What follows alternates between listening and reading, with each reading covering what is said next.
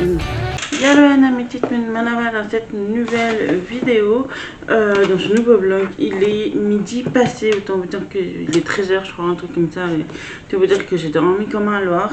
Donc il va être court ce vlog. On a reçu un colis mais je pense que c'est celui de mon chéri, avec mon mari. À mon avis ça doit être cette manette pour la console. Et aujourd'hui, attendez, j'avais l'intention de faire un truc avec le kit poterie de figure d'art qui coûte une blinde, il coûte dans les 50 €, un truc comme ça. Mais bon, vous avez absolument tout dedans, je vais vous montrer. Donc vous avez ceci avec, c'est les petites consignes, je crois que c'était des trucs, oui c'est des petits, des petites fiches pour faire des choses que vous voyez au-dessus là, juste là. Moi je pense pas que je vais me baser sur ça, je vais regarder sur internet que je voudrais faire un mug, un truc de ce genre, donc voilà, soit un mug, soit un mini plateau. Ensuite vous avez deux pinceaux, de la peinture acrylique en tube. J'adore les couleurs, sincèrement, je kiffe. Donc du coup, j'ai bien l'intention de faire plus un mug qu'autre chose, si j'arrive à le faire. Vous avez les ustensiles comme ça. Donc vous avez une petite éponge, un ustensile comme ça. Ne me demandez pas, j'y connais rien. Ici. Comme ça, et voilà, et voilà. Donc, voilà. Ensuite ceci, je pense que c'est des étancheurs. Alors ça c'est une couche de une base. J'imagine que c'est liquide ou en poudre. Non, ça a l'air d'être je sais pas. Et un vernis, donc ça doit être. Et puis les pâtes. Elles ont durci, je vais pouvoir les ramener, mais elles ont durci un peu le kit. Donc je vais essayer de faire ça. Je pense qu'il me faudra les deux pour le mug parce que sinon il va être un peu. Je vais faire un seul truc, hein, c'est pas comme si j'allais faire tous mes trucs. Donc voilà, j'avais l'intention de faire ça. Vous trouvez ça chez Figure d'Art. Je sais pas du tout, j'avoue, je sais pas du tout si la librairie Birman l'ont encore dans leur stock. Mais j'adore, franchement, le packaging, j'adore. Mais sinon, vous trouvez ça sur Figure d'Art, sur leur site. Je vous mettrai tout en barre d'infos. Et puis voilà, donc ouais, Star Guide. C'est plutôt pas mal pour les gens qui débutent. Vous pouvez faire tout ça.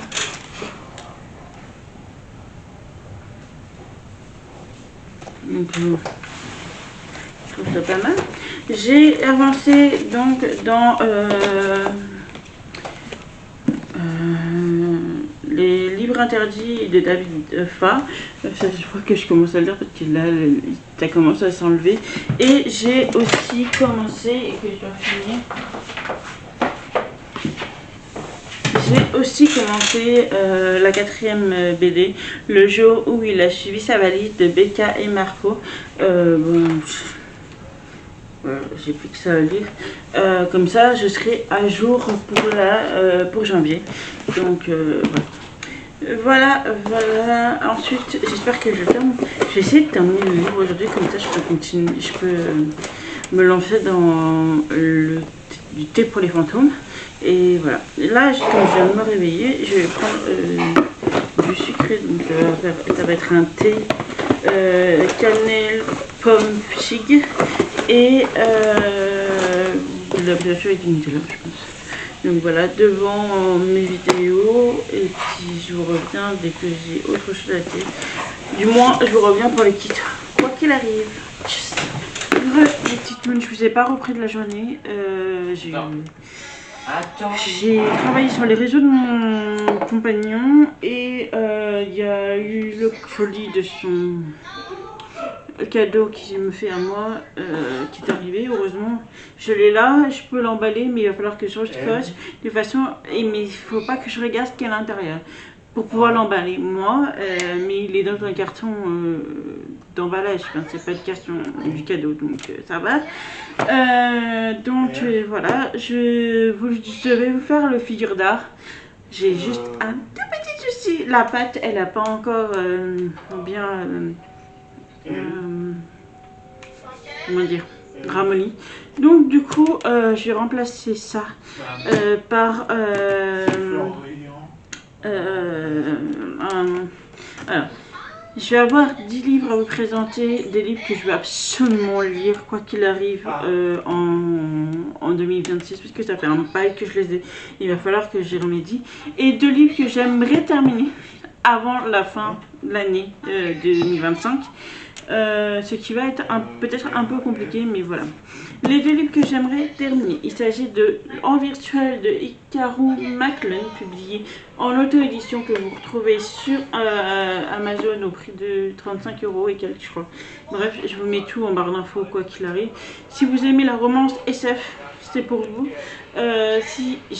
Pourtant j'étais bien partie, hein, j'adore la plume, il faut pas déconner, elle est juste super, hein, il est juste super ce roman. Le seul souci c'est que en ce moment j'ai des grosses pannes de lecture et donc j'essaye de privilégier les livres qui me donnent le plus envie, ou enfin qui sont plus dans mon genre littéraire, pour que je puisse rentrer dedans, comme les livres le livre des rêves des interstices, vous voyez. Donc la SF c'est pas trop mon truc, la romance encore moins. Donc du coup même si j'ai adoré le début, pour le moment je l'ai mis en pause et j'espère pouvoir le terminer après Noël en fait. Les 2 dernières semaines après Noël, enfin la dernière semaine après Noël, j'espère. Et ensuite, j'aimerais bien terminer Chacune a un rêve de Fanny Tess, publié chez Caplume. J'ai à peine commencé. C'est l'histoire en fait de 2 femmes, une habite à Paris et l'autre habite dans le sud ouest, je crois, de la France, et elles vont switcher leur maison après le conseil qu'ils ont eu chacune de leur côté par leur médecin de lâcher prise. L'une doit faire face à un deuil et l'autre doit faire face à un renouveau, je dirais. Voilà. Voilà, le livre que j'ai l'intention de lire, les 2 livres que j'ai l'intention de lire après Noël. Sinon, les 10 livres en question que je veux absolument, les poches, les voici. Le premier, il s'agit de Les fourmis de Bernard Weber. Ça fait des lustres que je l'ai, je sais à quel point c'est un classique de chez classique dans le genre. J'ai le livre de poche. Mes parents l'ont lu, mais il paraît qu'il y a beaucoup de détails, c'est un univers très dense. Donc, voilà. Parce que je le vois tellement. Enfin, cette saga, je crois ça fait partie de celles qui ont explosé les ventes. J'ai le tome 1 depuis des lustres de Blackwater, le tome 1, La Crue de Michael McDowell, publié chez Tous en ouverture. La couverture est vraiment beau. Franchement, Tous en ouverture, ils font vraiment des beaux objets livres, mais je ne l'ai toujours pas lu. Sûrement parce que c'est de la SF, hein. C'est de la fantasy ou de la SF, peut-être que je me trompe, mais voilà, je veux la lire en 2026. Ensuite, la suite, parce que ça fait des lustres que je l'ai aussi, la suite de l'école du bien et du mal, un monde sans prince de Seman Chainani, publié chez Pocket Jeunesse. J'avais adoré le premier tome, j'avais adoré la version film du premier tome. J'ai hâte de découvrir la suite, quoi. Alors celui-ci, ça va faire au moins 5 ans que je l'ai, puisque c'est le premier livre que j'ai acheté quand je suis arrivée à... Ouais, c'est ça. Quand je suis arrivée ici, en Haute-Savoie, et du coup, il était en plus en découverte. Il s'agit de Caril Ferré, de AK de Caril Ferré, publié chez Folio dans leur collection. Policier, thriller, si je me trompe pas, oui c'est ça, on va suivre un homme qui a perdu sa femme et sa fille, et qui ont disparu, tout ça. Après, là, elle se retrouve en Nouvelle-Zélande et il est flic, hein, donc du coup, il est sur une enquête qui va lui rappeler en fait cette disparition et ainsi de suite. Bon, bref, voilà. Et le dernier en version poche, il s'agit de La laveuse de mort de Sarah Omar, publié chez Actes Sud dans leur collection Babel. On va suivre en fait une jeune femme qui... alors, Kurdistan, 1986. Lorsque la frêle frémesque vient au monde, elle n'est pas la bienvenue aux yeux de son père. Ce n'est qu'une fille. De plus, son crâne chauve de nourrisson porte une petite tache de cheveux blancs. Est-ce un signe d'Allah? Est-il béni ou maudit? La mère de Fresque craint pour la vie de son enfant. Quand son mari ménage de l'enterrer vivante, elle ne voit d'autre solution que de la confier à ses propres parents, Garwar et Darwesh. Garwar est laveuse de mort. Elle s'occupe des corps des femmes que personne ne réclame, ne veut toucher ni enterrer. Les femmes assassinées dans les déshonneurs et la honte. Ancien colonel, Darwesh possède une riche bibliothèque qui va bien au-delà du Coran, dont son épouse a fait son unique lecture. Mais ce foyer bienveillant ne parviendra qu'un temps à protéger Frémesque, qui va devoir grandir dans un pays frappé par la guerre, le génocide et la haine. C'est pas gay, mais voilà, voilà pour les poches que je compte lire. Le problème de tout ça, comment dire, en 2026, quoi qu'il arrive, il faut absolument que je les note. Les grands formats, j'en ai 5 aussi. Il s'agit pour le premier, le dernier opus de Licia Caris, parce que franchement, je l'ai eu en dédicace en 2023. Oui, voilà. Et je l'ai toujours pas lu. Hein. J'ai même commencé son dernier roman et que j'ai pas encore terminé, mais avant celui-ci. Donc voilà, le dernier opus. C'est un polar thriller. C'était un polar thriller et du coup en fait je pense que vous pouvez le trouver auprès de l'autrice et auprès de la librairie Birman. Après je sais pas du tout où vous pouvez le trouver encore parce que je sais que la maison d'édition qui faisait ça a fait faillite. Donc voilà. Voilà. Et je vous mettrai son lien en barre d'infos.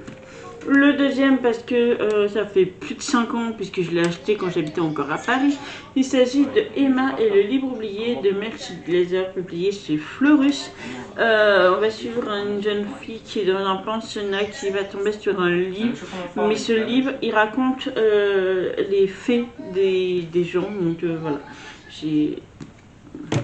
ensuite, je le mets chaque année, mais chaque année je le mets dans la palle du Pumpkin Autumn Challenge. Alors s'il vous plaît, rappelez-le moi dans l'année 2026, je veux le lire avant le Pumpkin Autumn Challenge, parce que sinon je vais jamais le lire en fait, donc voilà. Il s'agit du premier tome de Axhaven, le cercle des sorcières, publié chez Casterman de Sacha Peyton Smith.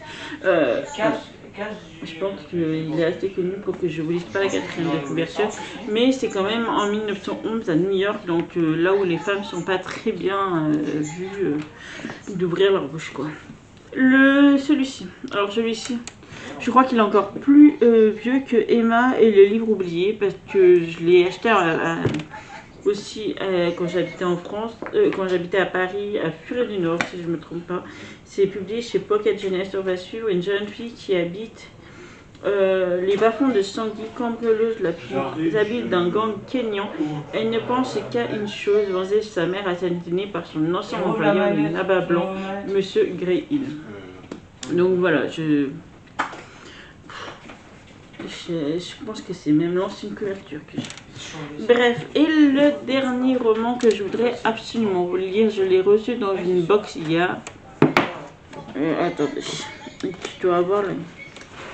Non, je sais même plus sur quelle box je l'ai reçu. Sûrement un Open Book. Donc du coup, 7 mensonges de Elizabeth Kay. Donc vous avez à chaque fois, je sais pas si vous allez voir. Je suis mort.